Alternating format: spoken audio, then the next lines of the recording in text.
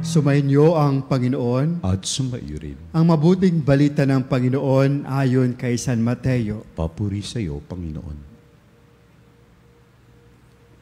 Noong panahong iyon, nang makita ni Jesus ang napakakapal na tao, umahon siya sa bundok. Pagkaupo niya ay lumapit ang kanyang mga alagad at sila'y tinuruan niya ng ganito. Mapalad ang mga aba na wala nang inaasahan kundi ang Diyos, sapagkat makakasama sila sa kanyang kaharian.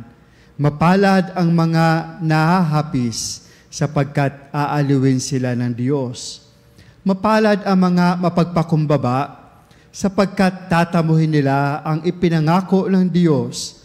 Mapalad ang mga nagmimithing makatupad sa kalooban ng Diyos, sapagkat ipagkakaloob sa kanila ang kanilang minimithi.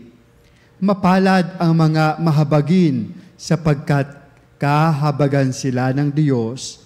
Mapalad ang mga may malinis na puso, sapagkat makikita nila ang Diyos.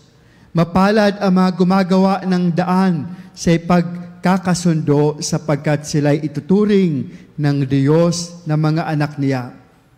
Mapalad ang mga pinag-uusig dahil sa kanilang pagsunod sa kalooban ng Diyos, sapagkat makakasama sila sa kanyang kaharian. Mapalad kayo kapag dahil sa akin inaalimura kayo ng mga tao, pinag-uusig at pinagwiwikaan ng lahat ng uri ng kasamaan na pawang kasinungalingan.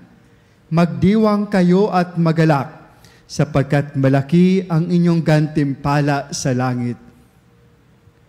Ang mabuting balita ng Panginoon. Pinupuri ka namin, Panginoon.